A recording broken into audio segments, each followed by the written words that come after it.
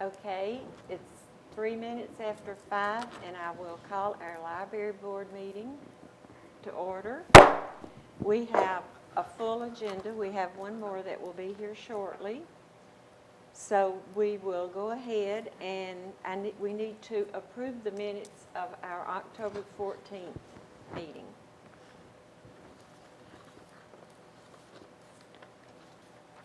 I'll make a motion that we approve those meetings. Okay, I have a motion. I need a second. I'll second that motion to approve the minutes. Have a second. All in favor? Aye. Aye. Motion carries, and I vote aye.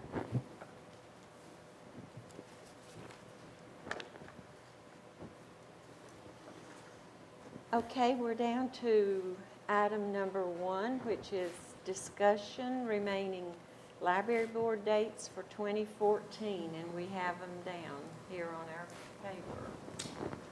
So, Ms. Donna, do you have anything to tell us for that? Sure. First of all, good evening, and thank you all for being here tonight. It's good to have a full quorum. All of our board members are here, and we're really happy to have you. We would like to welcome Gary Frazier. This is Gary's first time with us, and we welcome him aboard. On number 1, I did go ahead and write down the remaining dates for this year: July 14th, September 8th, and November 10th. If you will notice, it was every other month. So we have had to miss some board meetings, and these are the ones that we have left for 2014, and hope that we can make those and make it a very strong board. Okay. Okay, we need a motion on using these next July, September, and November for our meetings. Ms. Green, we don't need a motion on that. We don't? It's for discussion only purposes. Okay. I think that's what the majority of things are today, so I don't believe we need a motion. So we don't have to worry about all this? Yes, ma'am. Oh, great. Okay. Does anybody have any questions or anything to ask? No. Okay. And then we have discussion on number 2 is discussion usage changed to 2 hours per patron per day. Now, do you want to discuss that, Ms. Donna? I'd just like to talk a little bit about that. Okay. In October, we had talked about changing our usage for our patrons to 2 hours from 1 hour. We did make that change. Glenn helped us out with all the tech part of this, and it has gone very, very well. Our patrons have appreciated having that extra time. We have not had waiting lines. It's been very smooth. I think it's cut down on some of our problems that we did have. And so I believe giving the patrons that extra hour a day has really helped. Now, we still have the option if someone has come in that's working on applications or doing resumes and they actually need more than 2 hours, we have the ability that we can give them a guest pass to go ahead and have longer. But this has really made our patrons very happy. It was a good change. You ladies do such a great job. Okay, we're ready for number 3 then. Discussion, ebooks, e-audios, and recorded books, one-click digital. Maybe we need to do that in 2 separate. We'll just do it all together if that's okay. If you will look, we have a stapled together packet of one-click digital. Now, this is something that Paula is very excited about. Paula, show them your excited face. There we go. She has wanted ebooks. We have needed ebooks. We are getting ebooks. It is in the budget for this year for us to go ahead and get the subscription for ebooks. We have chosen recorded books. At one time, Overdrive Media was the source that they were looking at. It's a little more expensive, well, quite a bit more expensive than recorded book. Paula and I felt that recorded book would be a good start. We consulted with Glenn. Glenn feels like this would be compatible with the system that we have. If you will turn I believe it's on it's the page that has the numbers written beside it. One-click digital from recorded book, it looks like this. We'll talk to that for just a moment. One-click digital subscription plans. You buy a platform, an annual platform for $2,500, and that's the e-audiobooks, where you can download the audiobooks to your devices, your phones, your Androids, your Kindles, different things that you can listen to e-audiobooks. Once we have that platform for $2,500, then we have the option to go ahead for $600 more a year and get the ebooks also. So for $3,100, we are able to get a subscription for e-audios and ebooks. It shows you how many it does come with to start off. We have 3,200 multi-access e-audiobooks and 85 multi-access classic ebooks, which I have a list in there for you. And then with the $600 a year, 1,100 multi-access e-audiobooks and 85 multi-access classic ebooks. And then we have the option that we can also purchase more books. And this, I'm going to pass around, is 100 books that you can choose from a continuing, a COP plan. A continuous, I can't think of what it's called. Continuous order plan. A continuous order plan. My brain just left me. There's 100 here. This was for the second quarter of 2014, just to give you an idea of what types of books that we can choose from. And then we can also purchase books from other publishers. We purchase a lot of books from Ingram, our print books. Ingram also has ebooks, so we can also purchase from Ingram. We can also purchase from some of the other publishers. So it opens up a lot of doors for a lower price and gives us a comfortable start. I know that was just very, very quick and short. What questions do you have? This is great. Yeah. Do, I love it. like if you purchase from ebooks from Ingram, will they just add them into this platform? That is correct. Do you purchase from them, or do you pay Ingram, and how does it? We would pay Ingram. We're purchasing the platform, and we pay recorded books for the ones, of course, that we get from them. But we also would buy from Ingram, and the recorded books allows us to add them to our collection. That's good. I'm going to pass these around for you to see. And Glenn, this is one reason we would like for you to be in. We have not sat down, if you don't mind taking that over to Glenn and passing. I've sat with Mike Pointer, he's our representative from Recorded Books. We currently get our CD books from Recorded Books, and we have been with them for many, many years. And he gave us, this information, but he and Glenn and Paula and myself are going to sit down and really tie up all the loose ends. Glenn will be able to ask those questions that I don't know to ask. Yeah, I'm thinking of them right now, as a matter of fact. You got Yeah. You'll jot them down? Well, this is more for you, I guess. Does the collection rotate, or like you get 3,200 books, and then they add 30 to 40 each quarter? Do they take 30 or 40 away? They do not. They just keep adding up. That's It great. builds up our collection. That's great. I have a question. Is it like the overdrive where you have so many days, like 21 days to rent, and then somebody else can check it out, or are they just available like, do you check them out? You check them out, and Okay. then we can set how long that you Okay. can check them out for. He had a recommendation. I believe we're going to go with what we currently do, 2 weeks. 2 weeks, okay. And then you can also renew it Okay. before that 2-week due date and continue on for 2 more weeks. And you have the multi-access, which many people can use, or we can purchase single access. So we'll have some of each. Some of your more popular, expensive books, we'll be buying single access of, and only one person at a time. So if another person goes to download it, it will show that, you know, it's not available, and I believe they will go on a reserve list and go from there. Very similar to print. And these are all things we're going to find out for sure when we all sit down together. I have a question. Sure. If there are books, let's say by a particular author that we don't have, and a patron asked specifically for a headogram or somebody like that, how easy would it be to order those books from someone?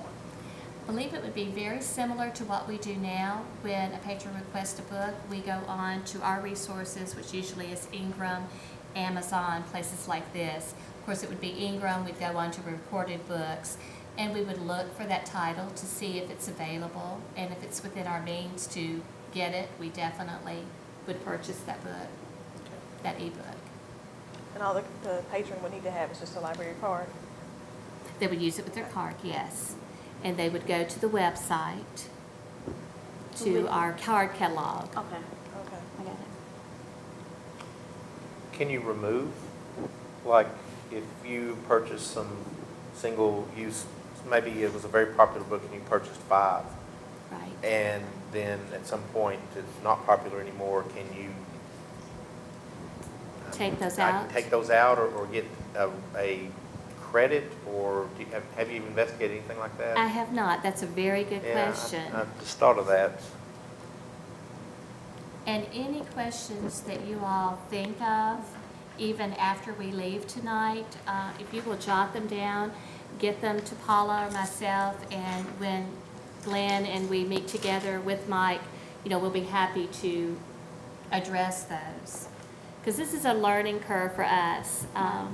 Paula and I both feel like we're on a little bit of shaky ground, but we feel that we are ready to take that plunge. That's great. I think it's a great idea. Paula, anything That's you'd a like great to add? idea. Did you want to say anything about the timetable that we were thinking about, bringing them in? You go right ahead. This one.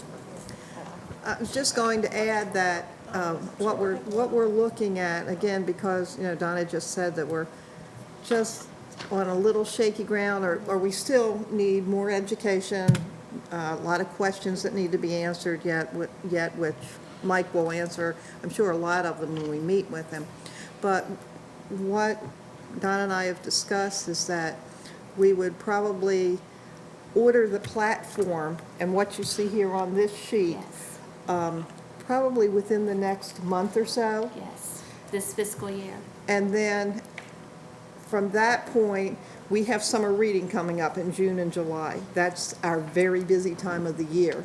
So we want to make sure that when we get these ebooks in, our staff is trained for the patrons when they come in and say, how do I download this ebook? That we're all educated enough that we can say, here, let me show you. And so what we're talking about doing is purchasing, as I said, the ebooks, the platform and all, this fiscal year.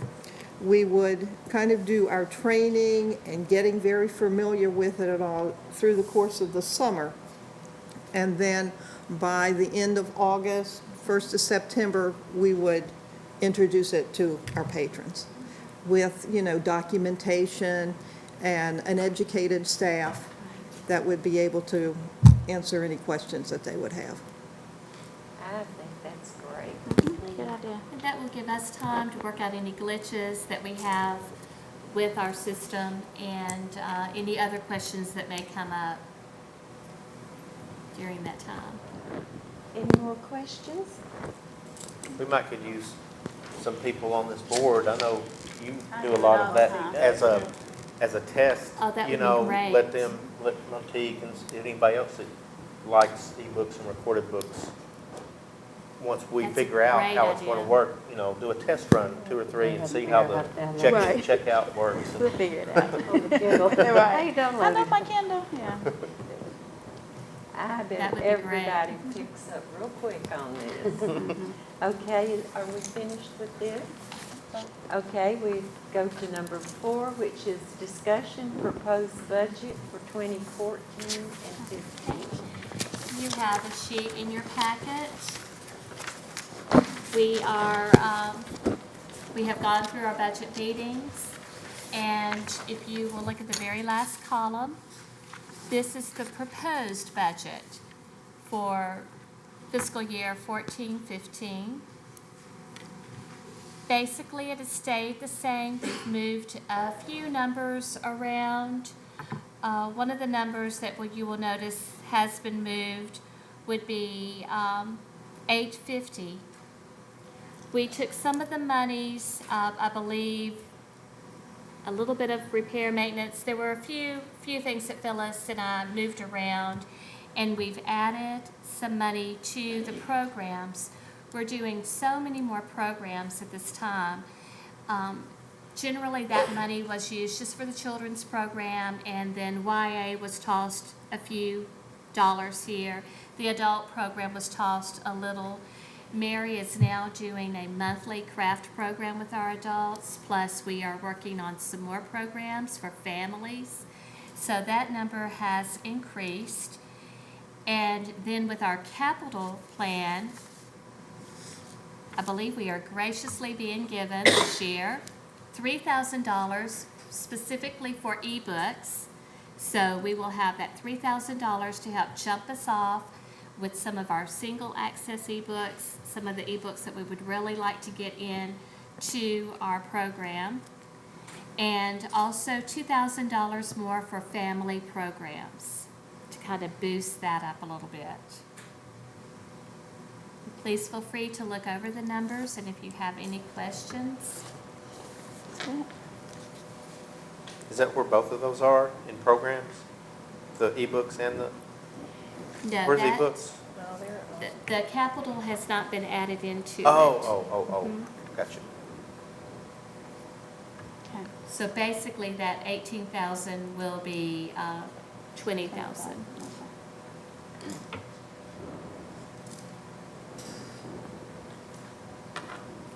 And our ebooks would come from subscriptions, line 233. That's where our platform fee will come from. Okay. So that adds to the 14.5. Makes it 17.5. Is that what you're saying? Let's see, 233. Yes. Well, then, right, that will be added 3,000 more to that, and that's where we'll get our ebooks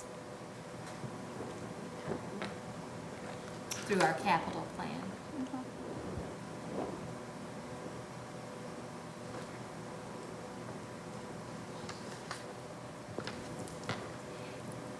If you'll notice, 221, we took $200 less there. Printing, a few of the items that Phyllis felt that we really were not using to the max. She helped me move them around so that we could get the most use from our money.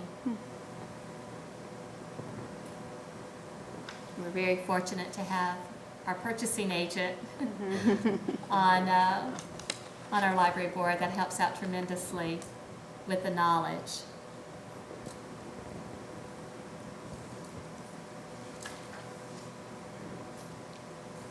Anybody have any discussion? Everything's okay? It looks really good. Okay. Then we will move on down to number 5. Discussion for the genealogy room to teen resource room. Ms. Donna?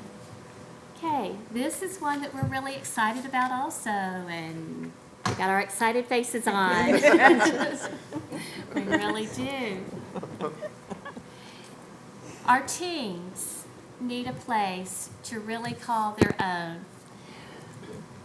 Teresa did an excellent job making the teen area. Took a grant and really made a small portion of the main library into a teen area.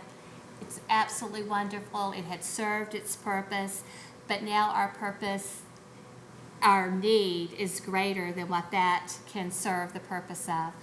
We need to offer the teens a place with more technology, a place that they can pretty much call their own.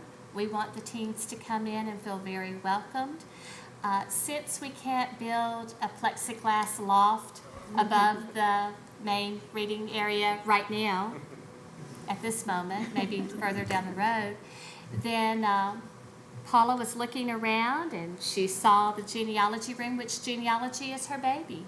She loves genealogy and has really used the room for classes and to help people learn. But we felt that that room just wasn't being utilized enough. And so, Paula, I'm going to let you take off now and just tell them all about the exciting plans that you and the teen girls have worked, or girls who work with the teens. Well, the two ladies that do our teen programming, we've kind of just consulted with them, told them, well, let me start by saying last week, Lorna, Donna, and myself went to the Tennessee Library Association's conference that was held in Murfreesboro this year. So one of the conferences or the workshops that I went to was on teen programming. So I got some information, took it back to our teen advisors, and it just got my gears going a little bit in my brain. And as Donna said, you know, there's a need, there's a changing need with not just teens, but overall. You know, we're doing the e-books now, you know, and meeting that need with the technology. But the teens need more of that. And so there were a lot of ideas that were brought up in this workshop that I attended. So I came back and started talking to the two teen advisors. And Donna and I have asked them to come up with a plan to look at some other libraries that have teen areas, see what they put in their teen areas, and make us a list and shoot for the stars is what we tell them. Not that we will obtain all of that, but, you know, just it'll be a great way for us to get started and see how much we can accomplish.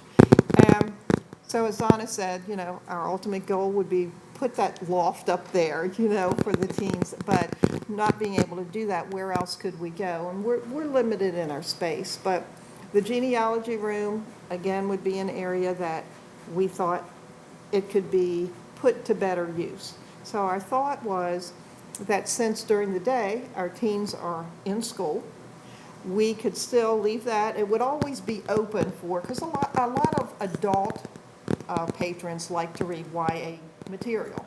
So that would certainly be available for all of our adults, anyone that was interested in getting any of that material.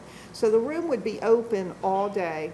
It could be used for our adult patrons during the day, but it would be a dedicated area for the teens when they were out of school and on Saturdays. And we are in the process of, these ladies are coming up with different technologies. We're thinking possibly some iPads in there, some Chromebooks, things that we could attach, keep locked up in the room that they could come in and use. They suggested a Photoshop program and doing some graphics, because teens love to do graphics. And being able to offer them more than just books, because teens want more than just books these days. So that's what we're working on, seeing how we can make that room more beneficial for the teens, for other patrons as well. And then we're also outgrowing our audio and video areas. We decided, a couple years ago, I guess, that the DVDs, a lot of libraries we were seeing were really increasing their DVD collections. And that's how you got a lot of people to come into the library. So we've been increasing our DVD collections, and we're running out of room. And the same way with our audiobooks. So we're looking for a bigger space to put those things. So along with moving the teen area to the genealogy room, then we're considering the possibility of moving the DVD and audio area to the area that is currently the teen section. That would be a larger area, possibly putting some seating in there, some listening stations in there that people could go in and listen, just sit there and relax and listen to CDs and things like that. And just bring our library up to date a little bit in technology with some of those things like that. So that's kind of what we're excited about and seeing what we can do with it. Sounds great. Any questions on it? And we know that this is going to be a progressive move. We know that we're not going to snap our fingers and there's going to be Chromebooks in there and there's going to be all of this. We know this is going to be progressive. We may start with some paint in there and then go from there, moving the books in. But we're really excited, and we have staff that they are embracing these ideas, and that goes a long way. It goes a really long way. I may know somebody who can help you with things. I think I know someone who can. That would be awesome. He looks like he might know how to do Yeah, I it. think so. Do you have any questions? Sounds really It's a good. great idea. You ladies are just really working over there. I have one question. Sure. What happened, what does the genealogy part look like as this takes place? Okay. Well, we're still working through that.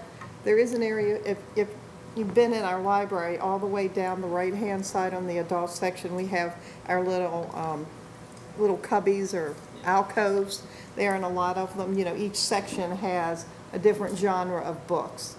And so we're thinking of the possibility of moving possibly some of those. We've got a couple things that we're considering there, but moving our genealogy books into possibly one of those sections, maybe the last section in the back. It's a little more private, a little in a more remote area that people could sit there and still quietly do some research.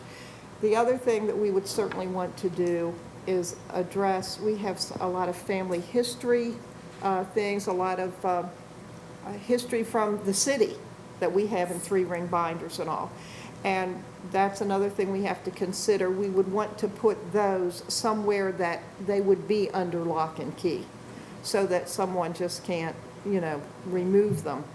So they're the things that we still, going forward, have to figure out where we would do that. You ladies can do it. No doubt. They'll find a place. You will find the room for everything. So if you come over there one day and the sci-fi is hanging from the ceiling. We Know that will we've not been be there. surprised at anything. Do not be surprised. We will not be. Any more discussion? Okay, we'll move on to number 6, discussion implementing a usage fee for non-Rutherford County residents. Okay, this is something that we have been talking about for a while, trying to gather numbers, trying to find the very best way to do this without causing a lot of upset, and yet it being beneficial to the library and beneficial to our county residents. Paul and I have pulled numbers and worked back and forth, and Glenn, we're going to get you over there to help us because we have pulled a lot of different numbers. We have approximately 33,000, okay, 33,000 patrons and 36,625 patrons in the database.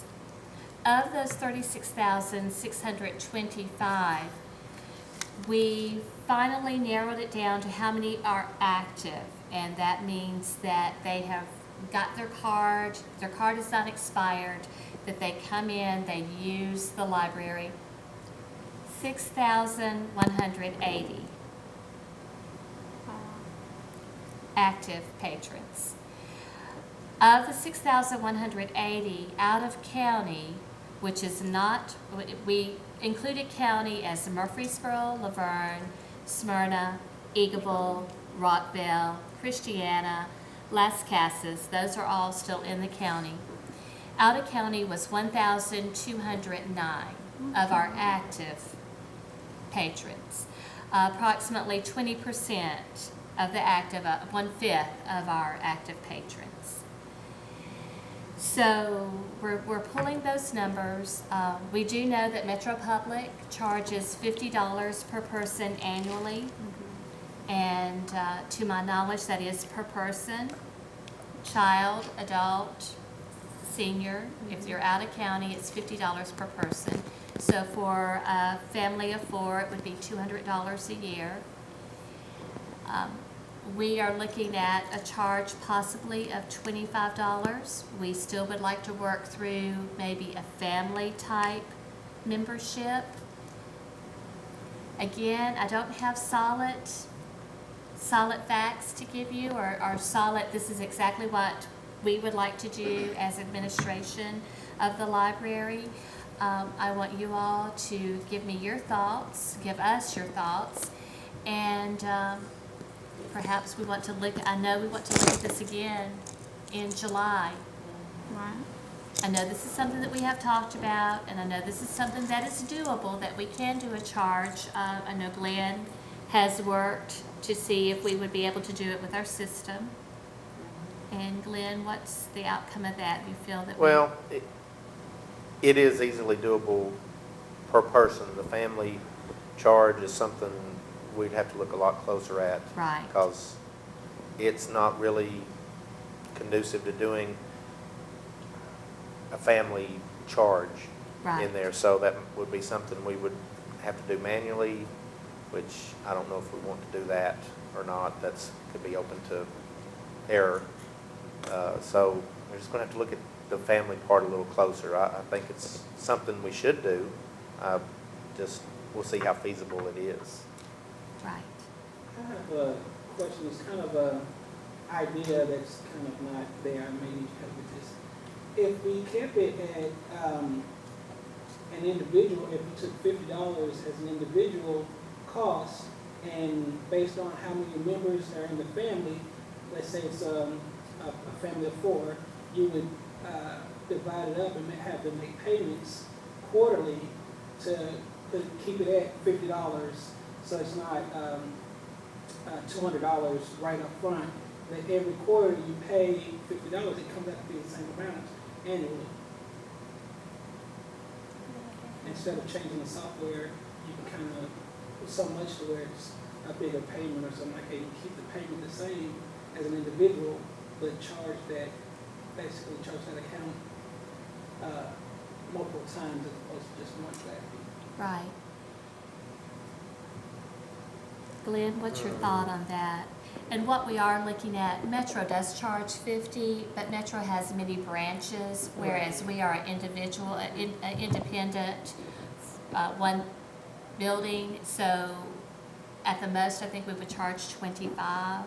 Yeah, we don't want to go so far So far, out so- that everybody and quit timing. know, right. And quit timing. But yet, we've got to have money to keep Right. it going too, so. So Glenn, your thoughts? Well, if you did it that way, it would have to be a manual process, And that would be, because everything in the circulation system is based on a yearly expiration of the account. So whenever a patron comes in, if it's past their yearly anniversary date, their card will show expired. And then they update their information and just reactivate it. There's nothing in there that would allow some kind of reminder to pop up every quarter to, prompt them to pay that. So it would have to be something done on paper, essentially.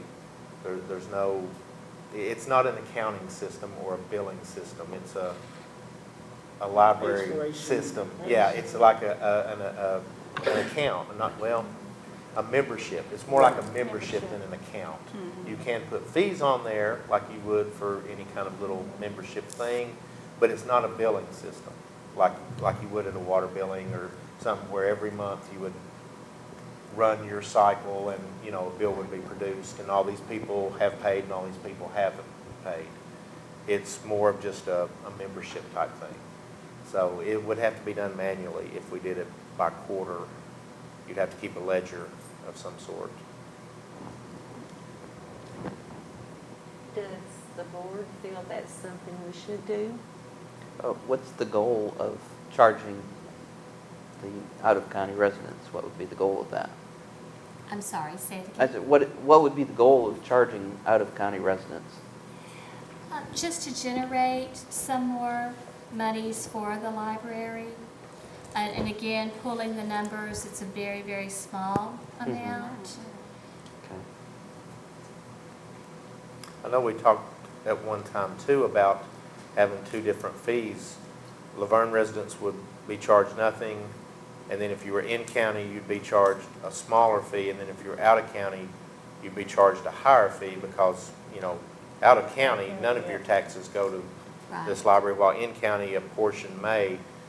And did we just decide to go to one particular charge? I can't remember. And I would need to look back. That was when I was on the board. So, Oh, okay. Right. Okay. There was so never that- enough numbers to substantiate why. Oh, it wasn't worth. You could never, we could Okay. never get enough numbers to explain that we would make anything, Okay. it would make it work. And you didn't want to hurt people in the county that, you know, may homeschool or whatever, or needed the programming. Homeschooling, yeah, that's a good point. Yep. There's It's a so many tough questions to decision. this. And again, we've been doing some research on it, and our situation is fairly unique because we do not have a lot of branches that we can offer where it's, but of course, what we do have, we're very proud of, Right. so. Well, it would help the ebook thing too, if we Yeah. had, you know. So it's 20, yeah, Right. $24,000. And this is the reason I put it just as a discussion today, because I did not have any solid facts. I want you all to be thinking on questions, and if you could do a little research also, and perhaps when we come back in July, we will bring it back again as a discussion item and discuss more, and perhaps when we hit our next library board meeting, we'll be ready for a motion. Well, if the other libraries do it, I see no reason we cannot, unless we feel it would, you know, cut down on our patrons or something. Well, if we have any more discussion, we all can think about this, and maybe, like she said, maybe we can do some research for them. Anything else? Miss Donna, do you girls have anything else, you ladies? Just thank you all for being here, and thank you for being on the board. And we look to work really close with you. Paula and I are wanting to work very, very close with you with our projects that we have going on. And just appreciate you. And let us know if you need any of us for something, you know? You can go help paint. I don't paint. I do run vacuums and stuff like that. Oh, I don't paint.